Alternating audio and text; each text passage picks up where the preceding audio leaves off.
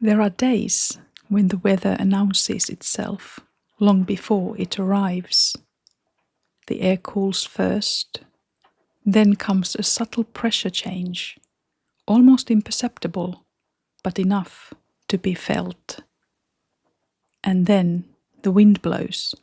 First it's tentative, and then it turns sharper.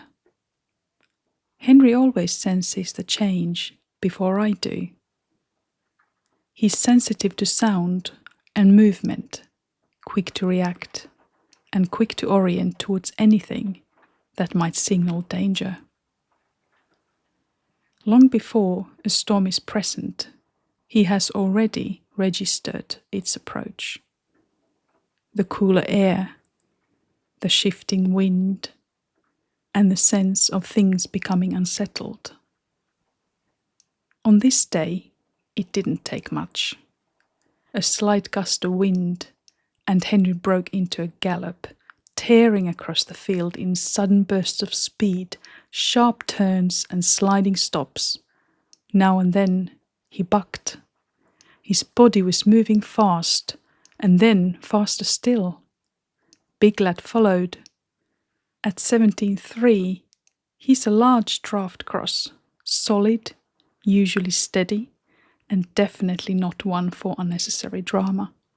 But that day, he joined in with surprising energy, tail lifted high, head up, nostrils flaring as his hooves thundered after Henry. He was carrying himself like an Arab, animated and alert, his usual grounded presence replaced by lightness and urgency. They ran together, then apart, then together again, heads high, snorting, scanning the edges of the field.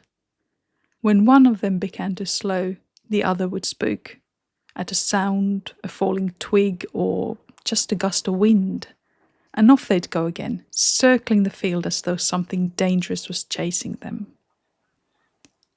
This kind of behavior isn't unusual for horses. When their systems register threat, real or imagined, they respond with movement. For them, running is regulation. It's an ancient survival response. As we were standing there and watching them, it was obvious that this was not the moment for routines. It was feeding time for them to come in to have their bowls, their rugs checked, and feed picked out. The familiar evening sequence. None of that was going to happen. They weren't interested in coming to eat. Rug checking was out of the question. Feet were not going to be picked out. This wasn't a moment to be close. They were not being awkward or difficult. They were simply occupied with something more immediate. For a moment, there was the familiar pull to do something, to intervene, to manage the situation in some way, to make things happen the way they normally do. But the longer we stood there, the clearer it became that none of our usual ways of doing things would take place this evening. This wasn't about solving a problem, but recognizing how things stood. And so, we let things be. We stood back and just watched.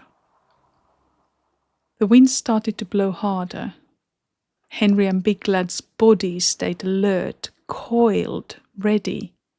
They moved, paused, spun, moved again. We could sense the raw energy in them. Although the situation wasn't ideal from our point of view, nothing was actually wrong. Nothing needed fixing. Also, we knew from experience that this situation wouldn't resolve quickly. Storms don't move through in 10 minutes here.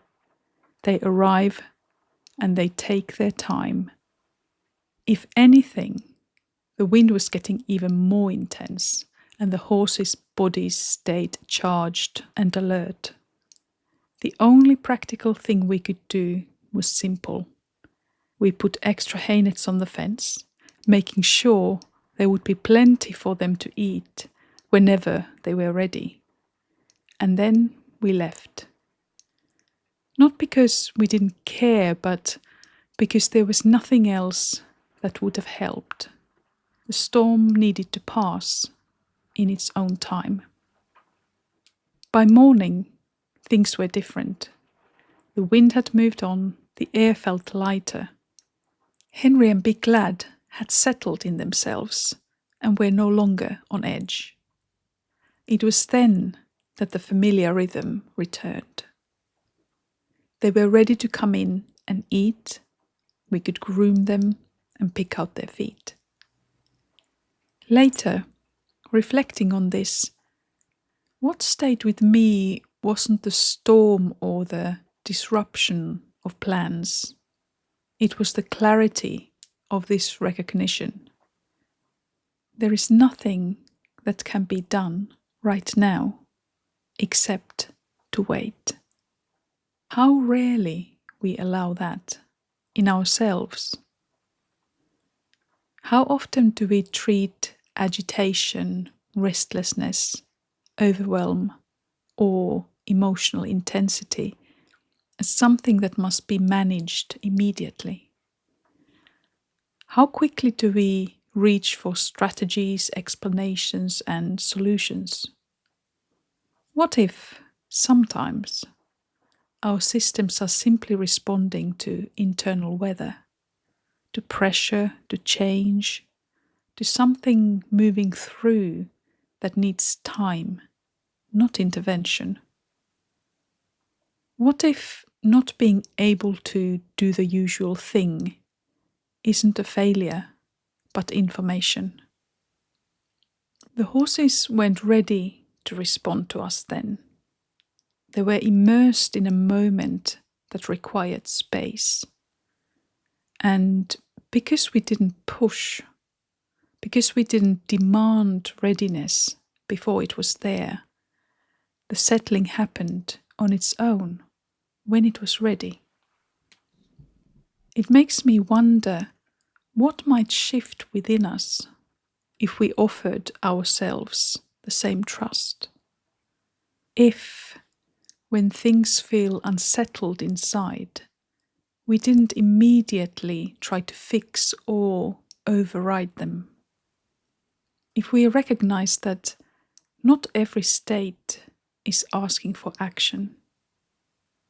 If we allowed some moments to pass through us in their own time, knowing deep down that everything changes. Waiting in this sense isn't giving up.